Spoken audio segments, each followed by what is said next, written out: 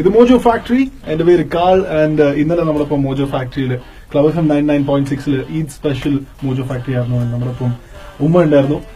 And ഉമ്മയുടെ ഒരു beautiful കഥ നമുക്കൊരു ഉമ്മ പറഞ്ഞു തന്നു. ആൻഡ് ഇപ്പോ എന്റെ ഒപ്പം RJ ഷാൻ ജോയിൻ ചെയ്യുന്നു. ഉമ്മ, ഒരുപാട് സന്തോഷം ഉമ്മ അങ്ങോട്ട് വന്നതിന്. ഭയങ്കര ഇമോഷണൽ ആയിട്ടുള്ളൊരു സ്റ്റോറിയാണ് ഉമ്മയുടെ.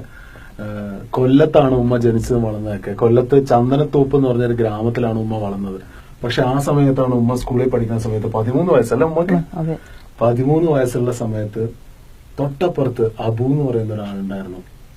പുള്ളിക്ക് ഉമ്മയോട് ഭയങ്കര ഇഷ്ടം തോന്നിയിട്ട് അദ്ദേഹം കത്ത് എഴുതുമായിരുന്നു.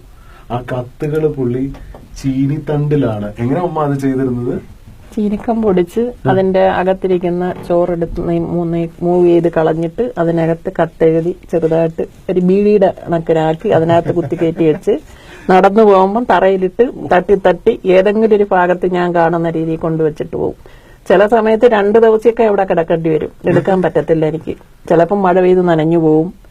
എന്നാലും പിന്നെ എങ്ങനെയെങ്കിലുമൊക്കെ എന്റെ ഉമ്മയുടെ കണ്ണ് വെട്ടിച്ച് അത് പോയി എടുത്ത് വായിക്കും. പക്ഷെ മറുപടി ഒന്നും കൊടുക്കാൻ എനിക്ക് ഒത്തിട്ടില്ല.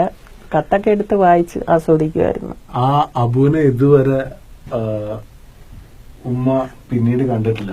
ഒരു ദിവസം ഉമ്മയുടെ കല്യാണം നിശ്ചയിച്ചു. ആ സമയത്ത് അബു പറഞ്ഞു ഇറങ്ങി വന്നാൽ കൊണ്ടുപോവാന്ന് പറഞ്ഞു. പക്ഷെ ഉമ്മക്ക് ഇറങ്ങിപ്പോവാൻ പറ്റിയില്ല. കാരണം ഒരേ ഒരു വാതിലേ വീട്ടിലുണ്ടായിരുന്നുള്ളൂ.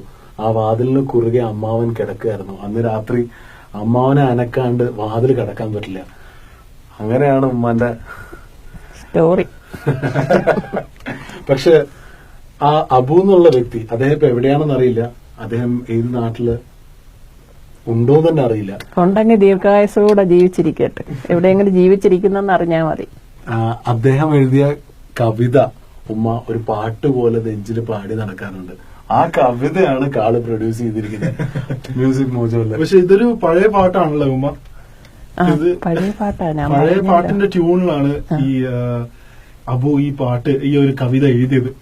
അപ്പോ ഈ ഒരു പാട്ട് നമ്മള് പ്രൊഡ്യൂസ് ചെയ്ത് ഉമ്മ പാടി ഇന്നലെ പാടി വെച്ചതാണ് മോജോ ഫാക്ടറിയില്. നമുക്ക് കേട്ടു നോക്കിയാലോ ഉമ്മ?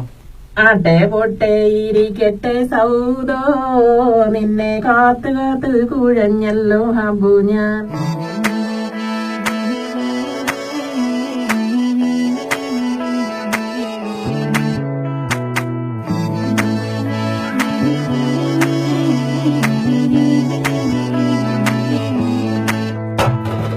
ആട്ടെ പൊട്ടെ ഇരിക്കട്ടെ സൗദോ നിന്നെ കാത്തു കാത്ത് കുഴഞ്ഞല്ലോ അബു ഞാൻ. നിന്നെ കാണും നേരം എന്റെ സൗദോ എന്റെ ശങ്കിലൊരു കിരികിരിപ്പ് വരണ. കണ്ടുമുട്ടാൻ ആശയുണ്ട്, കണ്ടിടുമ്പോൾ വേദാറുണ്ട്. വാപ്പ കണ്ടാൽ സൂപ്പ് വയ്ക്കും എന്നെ.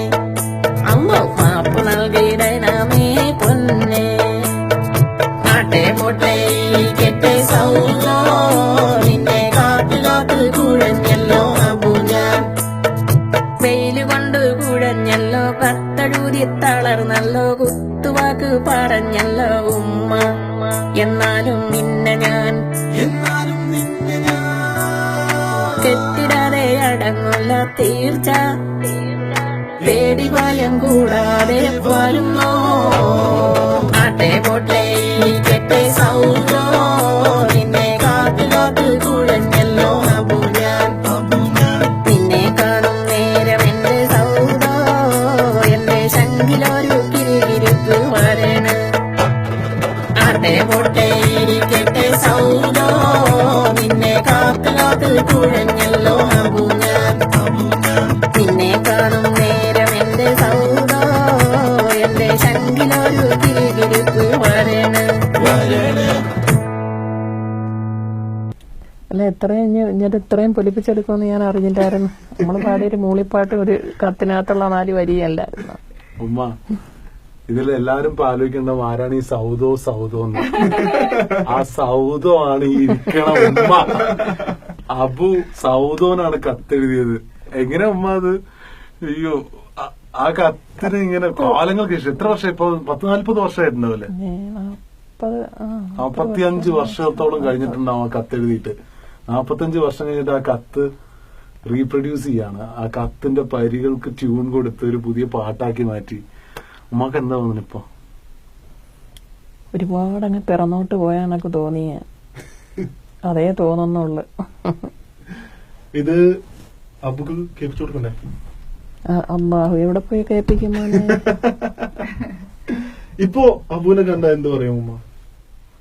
ഓ ഇനിയിപ്പോ എവിടെ വെച്ച് കാണാനാ അല്ലേ? ഒരിക്കൽ കൂടി കാണണമെന്നുണ്ടോ ആ പറഞ്ഞ അബു എന്നുള്ള തൊട്ടപ്പുറത്തെ വീട്ടില് എഞ്ചിനീയറിംഗ് കോളേജ് എവിടെ പഠിക്കായിരുന്നില്ലേ?